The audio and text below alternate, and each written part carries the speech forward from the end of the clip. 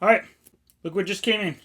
My Ledger Stax. So I'm going to do a little unboxing. But first, so I ordered the Ledger Stax like a year and a half ago through their website with ETH. So I'm in one of those first batches that are just getting this now.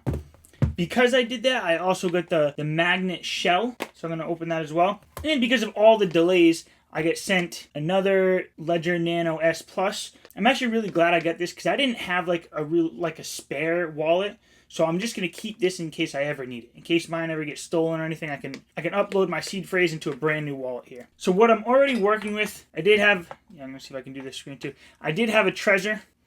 So I use that for some of my crypto. I do most of my stuff on my Ledger X.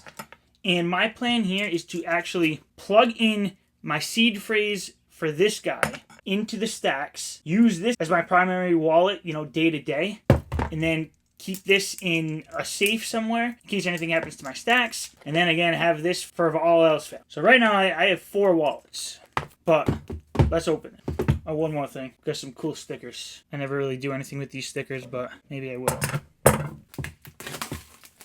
Pretty cool packaging, actually. Alright, so we just get the little Stax in this top corner. Ooh, this is even smaller than I imagined. So let's see. First we got recovery sheet. Put in your seed phrase.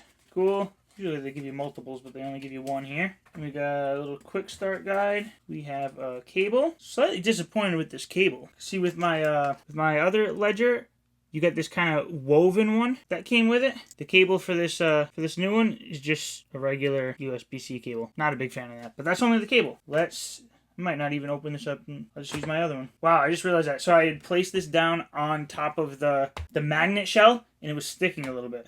Cool, so we'll see how that looks too. Alright.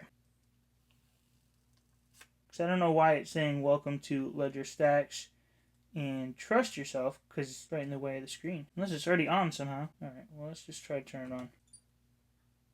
Oh, wow. Wow, did you catch that? So it came right out of the box, already on. That looks pretty slick. Right on the side. Wow, so tap to continue. Alright, so it says, the most trusted place for your digital assets. Tap to continue.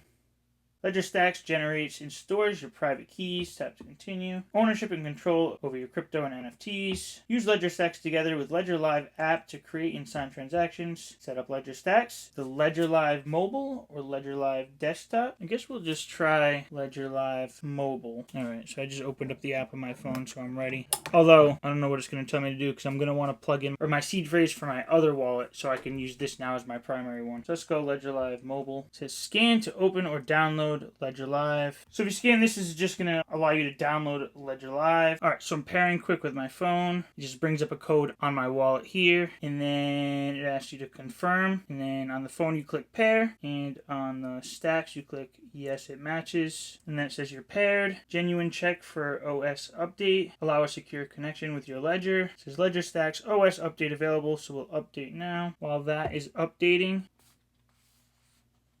That looks pretty slick too. That's cool, it just slides out there. Alright, so it's just got a placeholder in there, which is the Stax basically. And it's just like a little metal wallet. So this should plop right in there. I don't think it's metal, but it's hard. Hard plastic. And then this should magnetize right in there. Alright, so now it's saying install OS update, so install. See, I think it actually would have been pretty cool with this. If, like, when you close this, you don't get the side that reads anything. You just get, like, the on button and whatever that thing is on the side. So you don't get the edge that you can read. So it would have been nice if when you close this, you got that edge. It's a lot clearer when I show it up here. I guess I just probably need to go through all of this again because I just did the update. We'll do Ledger Live Mobile. Alright, so it says to start things off, give Ledger Stax a unique name, get a little keyboard in there. Typing feels really nice on it despite how small it is. Alright, so now it's asking me to create a pin. It says if you enter the wrong pin 3 times, it resets your Ledger Stax to factory settings. Pin set. Then it says choose how you'd like to set up this Ledger Stax. I'm guessing it's going to have me generate a new wallet or it's going to have me upload an existing one. Yep.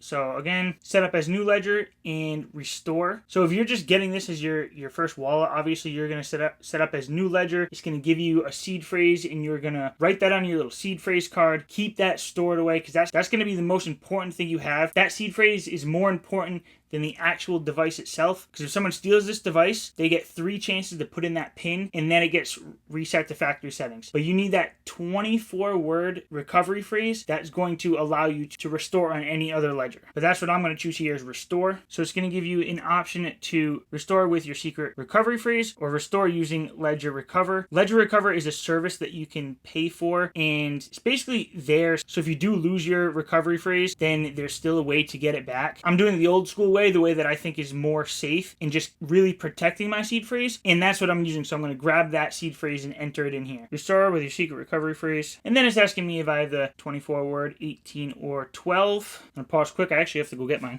Alright, so I'm back. I just plugged in my recovery phrase to the Ledger Stax. Then I had an issue connecting it to the Ledger Live mobile, so I had to connect it to the Ledger Live on the computer, because it says on the wallet that I need to connect it to Ledger Live to continue setting up the device. One thing that I will backtrack on from before is I was talking about the cables. The cable for this new Ledger Stax is USB-C to USB-C, whereas the old Ledgers are USB to USB-C. So with my other Ledger devices, I kept having to use one of these connectors to my MacBook Pro, since I don't have a regular USB slot. So now, the new cable, I guess I don't need this anymore. And then as I get onto the Ledger Live, I'm not even going to share my screen for this, but it just has you download the apps for the Ledger. So I'm going to download, the Bitcoin app, the Ethereum app. Which other ones do I use? Solana. There might be something else I use, but I'm just going to use those 4 for now. Yeah, and here it's just installing apps. It's a really nice screen. It doesn't light up, so if I'm in the dark, you can't see it. That's a little unfortunate, but as long as you have a light, it looks really nice. So after you have them downloaded, you can see them right there on that front page. So I'm going to click into Ethereum, because that's the one I will use the most. I guess it's a good security measure, but it seems like if you don't touch it for like even just a minute, it goes back to having to put your PIN in. So I just clicked on Ethereum, then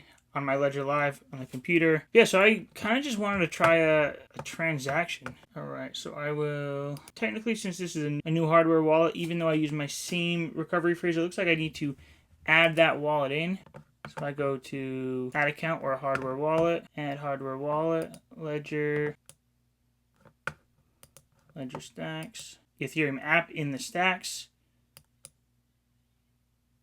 continue. Error claiming. Alright, so another error occurred.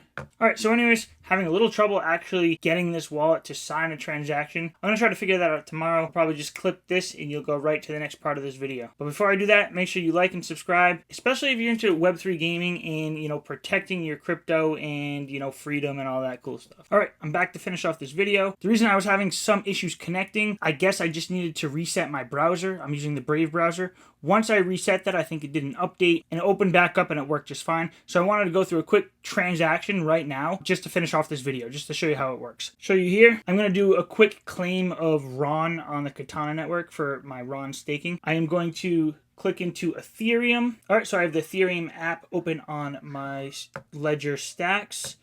I'm going to click claim here. I'm going to confirm. Review transaction. So tap to continue. Blind signing, which I should already have enabled. Tap to continue. Show the address and fees. Tap to continue.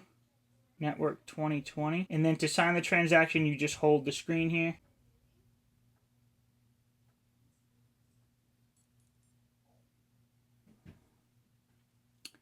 Transaction signed. That's it. Just claimed some RON. Oh, also, I wanted to show you one more thing before we get out of here. Oh, yeah. Got my ethlizard up there as my lock screen. Looks like you can choose an NFT that you have in your wallet, or you can just upload an image from your computer. But that's pretty cool. Black and white, yeah, but it still looks pretty crisp. That's it for this video. Hope you found it informative or helpful in some way. Thanks for watching. Catch you in the next one.